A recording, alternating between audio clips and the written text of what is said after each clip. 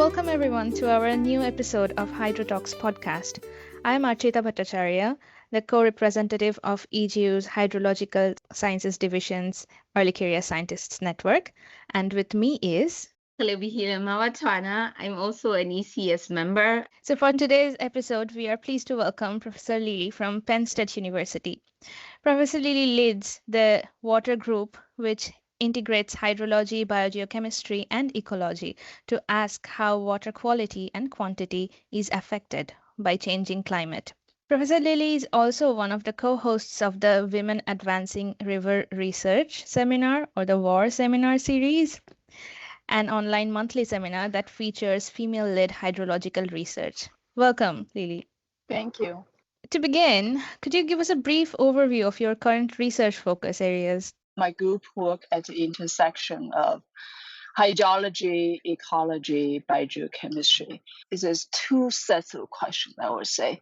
We're interested in understanding like large-scale patterns, when things are happening, where things are happening, and how things are happening. A set of questions we are very interested in why things happening in certain ways. For example, if you look at river and stream, and because we look at water quality, so we look at a lot of chemists, like dissolved organic carbon, nitrate, dissolved inorganic carbon, these things. And it's interesting they behave, in some places, certain way, concentration would increase with discharge, but in other places they have concentration decrease with discharge.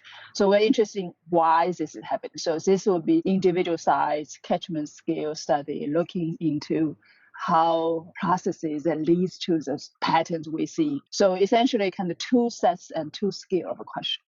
So you're looking at the effects of climate change on water quality, but when the climate change phenomena are happening, they're very random. There must be a lot of uncertainties when an event is going to take place. And on top of that, we are in the middle of the climate change phenomenon. So it must be very hard to find the background concentration levels of the solutes or the background phenomenon that was happening in the catchments. So how do you use machine learning models to find those data sets and address those issues? If you look at individual places, sometimes it feels random. There's so many things come into play affecting each individual river and stream. But when you look at large scale, certain pattern will show up. One of the work we look at is concentration, for example, mean concentration in different places. And if you just exclude all the human impact sites, because if we want to look at the climate change, we kind of almost need to have almost controlled a reference size, as you said, versus human impact site, because the human impact and climate change impact intervene, and they would together leads to differences, right? So if you just focus on developed sites, natural sites, and we look at the places, wet versus dry, more arid versus more humid site, you actually do see systematic differences. For example, the most of the solutes, whether they are dissolved salts or organic species, the long-term mean concentration almost always higher in arid places, because usually you have input, but the water flowing out is not as much, and then it ends up to have a lot of accumulation and high concentration. In humid places, a lot of water come and go, so it ends up diluting. Even a lot of places they have a lot of much higher reaction rate in these places, but the water will act as transporting these things out, so it leads to lower concentration. That's one way, we kind of use some of the reactive transfer principles to look at this.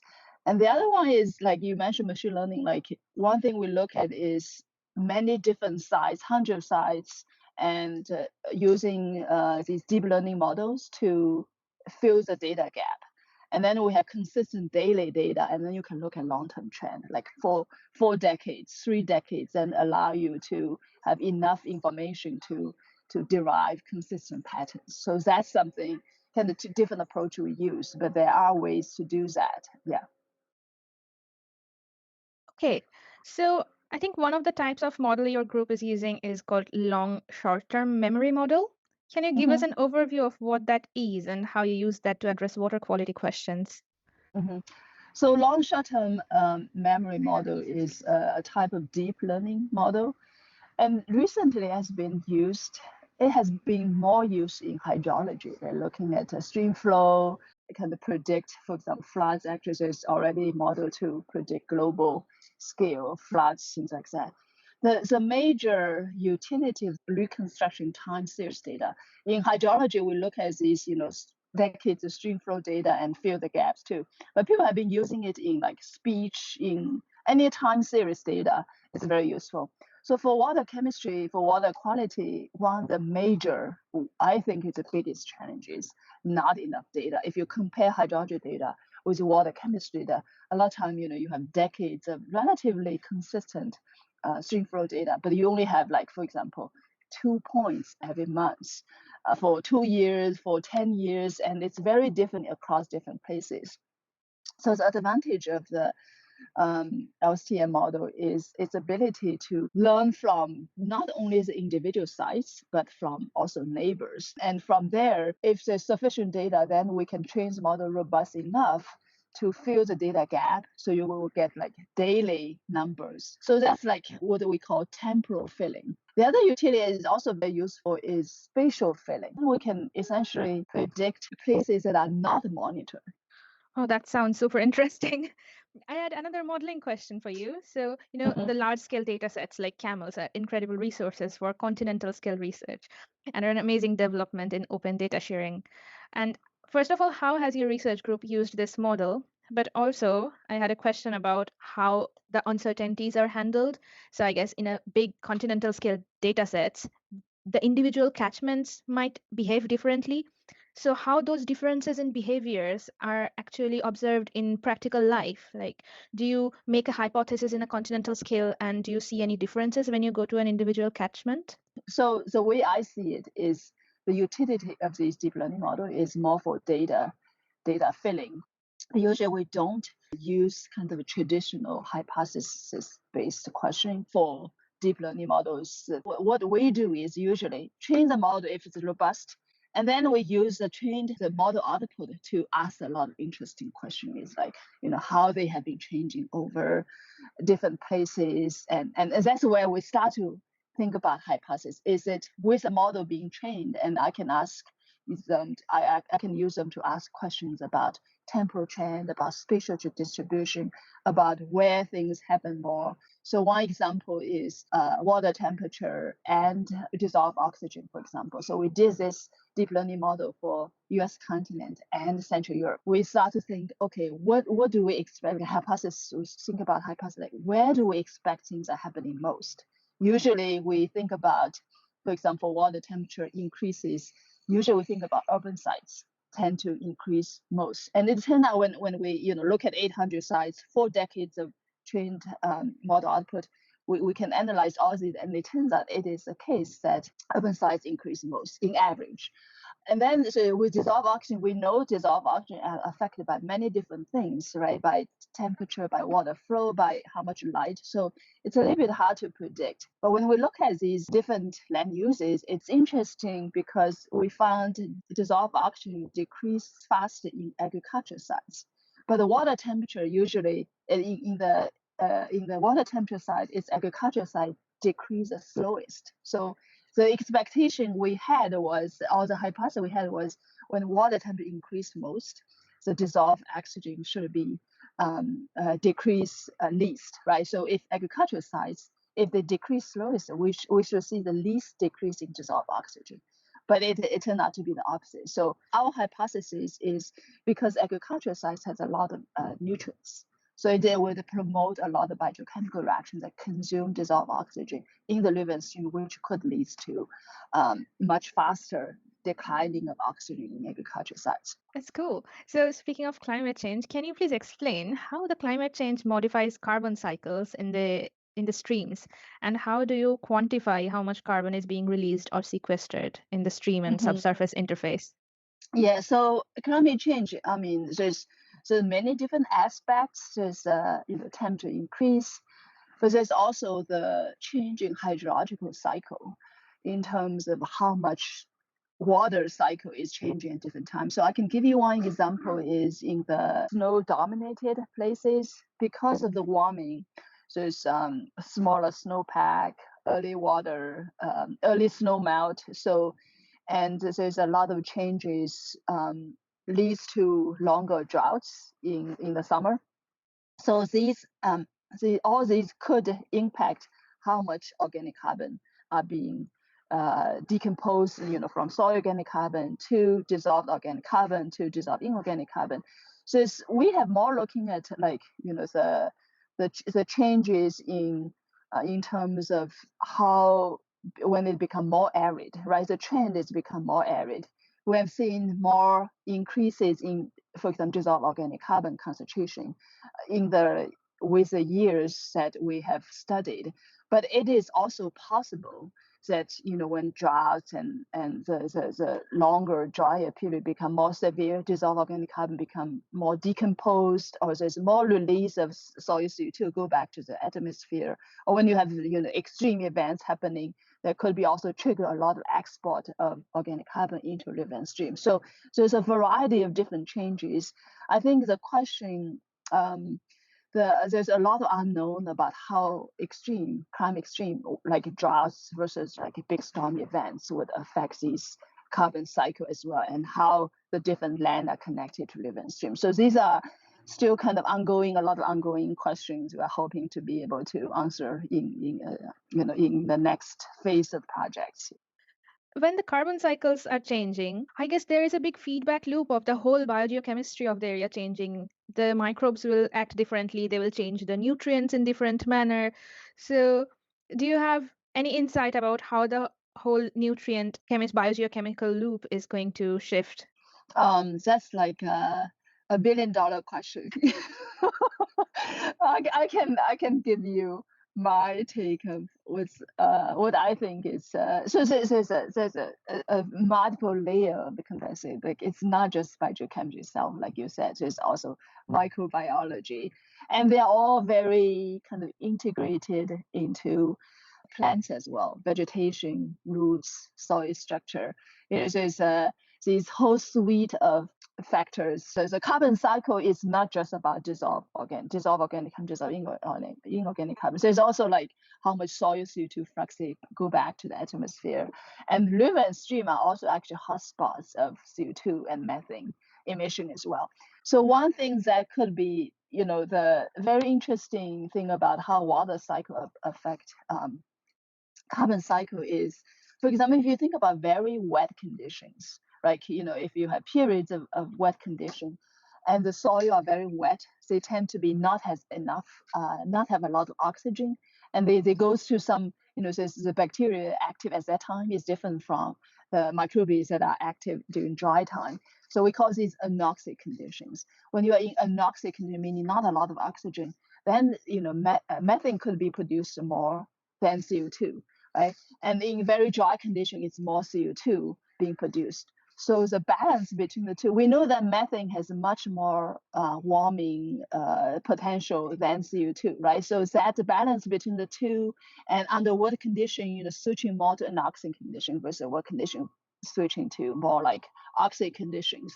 The proportion of two, I think it would be hugely impacted by what, the hydrological cycle, how long is a wet condition, how long is a dry condition, which microbes are active under different conditions. So all these could be super complex, but also very interesting question to look into. Yeah.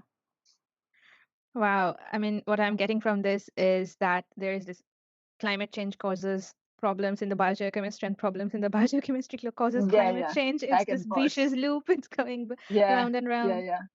And like the big question here is, why should people care about it? What is the ultimate impact in real people's life? I think sometimes people think when a problem is big scale, right? This is like a global scale problem.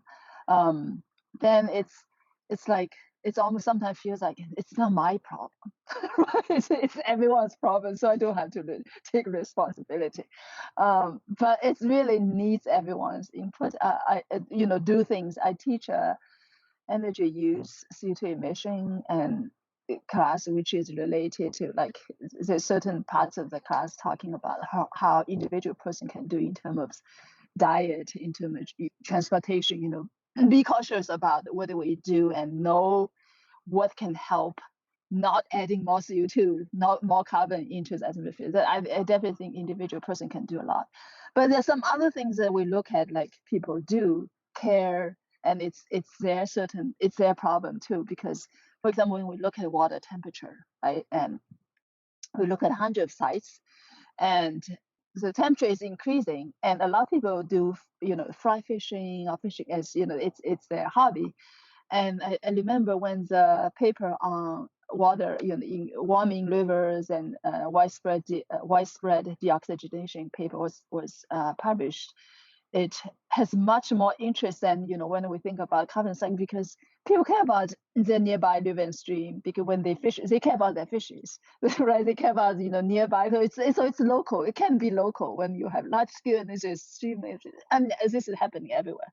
So I think in a way, if from scientist perspective, right, like we do a lot of different work, but if the work can be made tangible to individual citizen, then it may be have more kind of increasing the environmental awareness and help them to realize it's not just other people's problem, it's your problem too. So you really need to think about what you can do to help. On the topic of what people are doing, emerging contaminants are becoming like a serious issue in ecology. So, in your professional opinion, because they're very difficult to monitor and regulate, what do you think would be like the next evolutionary step to like help avoid some of these ecological risks or potential risks in the future? Yeah. Great question. The first step is increasing the awareness. If you change people's perception, then things are much easier. One thing we tried to push actually in the past few years was to publish on these multidisciplinary journals like Nature Climate Change, because papers on these journals, they get more attention, and the media, when we get media attention, the media can help spread the word essentially. Like they would rephrase your work in the newsletters, papers, right? So that, to me, is one way of increasing awareness. As scientists, we tend to not reach as out, but I think it's very important to think about doing that. I worked with this outlet called The Conversation, which is essentially taking scientific research and make them easily accessible to the general public. I think that's the first step to me. And then the work related to like scientists from very different backgrounds, I think this is a very important step. How I can make my work that actually push towards a policy and things that could make actually the real society difference. That's something that we are not trained for, and it's a little bit uncomfortable. Also, like I think it's very important to walk out of our comfort zone and become uncomfortable, and that's where you learn most. I love that you are talking about the alternate ways of communicating science. But as students, we researchers are taught to communicate our science either as academic papers or in a presentation in a conference. So, what would be your suggestion for early career scientists like me who are trying to learn about these alternate methods of science communication? My student knows that I'm obsessed with figures. Like a lot of times people don't read your paper in like great granular details. So you look at title, look through the figures, try to get the main message. Right? So figures are very, very important. It make it as accessible as possible, make it as inspiring as there's a lot of these kind of guideline, how to design good figures, what's your message. And I do think there should be a lot more kind of communication related training for PhD students. Like I didn't have any of this training at all when I was in graduate school. So it was after I become a assistant professor at Penn State, they have some kind of like, they invite journalists to come and have some workshop, because journalists and scientists in some way, they actually there's a very similar way. Like journalists always ask, okay, what's new, what's different from previous, other people, the conventional thoughts. In a way, as a scientist, we are also asking the same question: what's new? What's different? Right? That's the novelty of your work. Yeah. So, speaking of alternate media of science communication, you help organize a webinar called Women Advancing River Research, or WARR, WAR, and Yeah. it's running since 2021. Can you tell us a bit about what motivated you to start this, and what are the main aims of this webinar? At first, it started with Ellen Wall, one of my friends. I invited her to give a talk in April 2020. And of course, she cannot come because of COVID and everything, right? It was like at the height of COVID. And then in the September, I was like, why don't you give an online talk? And we were not limiting this to Penn State, we will broadcast. And when she gave the talk, we had like 300 participants.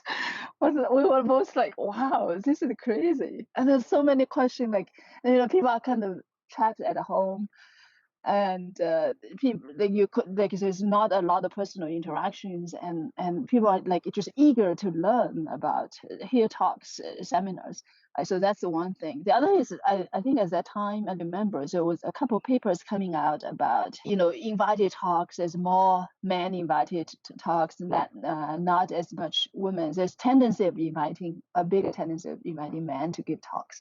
And also we know that during COVID, like there's a lot of personal care at home, which also add more burden to women scientists. So we were like, why don't we invite women to? Why don't we start a women seminar series? So that's how it's all started in 2021. At first we invited one person each month, but then later we decided we want to have early career scientists. So now it's 2 speakers each month, and then for 1 hour, and then usually it's one early career scientist and one more senior scientist, just kind of to have fresh faces. Also, it's the next generation of female scientists. I think it's very important to build a community, because in a way, women scientists are still minority in the field.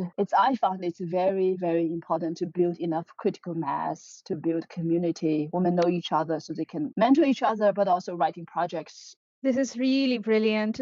I cannot say how great this is that you're talking about women in hydrology and doing this. We are almost at the end of the interview, and I have last two very exciting questions that we ask all of our guests. The first one is, in your view, what has been the biggest breakthrough in hydrological research in last 10 years? And where do you see the trend going in the next 10 years? Super interesting question. I think there's a lot of new development. First of all, I think the way I see, most happened a lot in the past 10 years. If you think about, there's a lot of huge development. But one thing I found when I read papers, it become more and more common. I see papers with a lot of like synthesis paper become more common. Like there's a lot of data compilation, like you said earlier, Camels started, I forgot, 2016 or 2017. And then so build on top of this a whole suite of different data set, large scale data set. So I think to me, that's like, when you think about earlier, I've seen more papers for more work and more like individual site based. So to me, that's a big shift in terms of like thinking of large scale study compared to individual, which both are important. I think we shouldn't, everything starts from data. So we really should still emphasize, individual site or a few site based field work, a lot of measurement, because everything starts from individual sites, and only look at individual sites, look at them in detail, kind of question back and forth about specifics, knowing a site enough, then you would know enough of the sites to understand well, to have knowledge out of these. For larger scale studies, I think because there's many hundreds, thousands of sites, usually, you are more looking at the patterns. You don't get into the details, the specific. But I think the big data synthesis, and then on top of that, there's this, these development machine learning, deep learning tools. These are big development in my view. But also in the measurement side, in terms of sensor, it's not new in the last decade. I say probably last 2 to 3 decades, right? For example, water temperature sensors started 1990s, but other sensors like, for water quality sensors, it's a bit newer.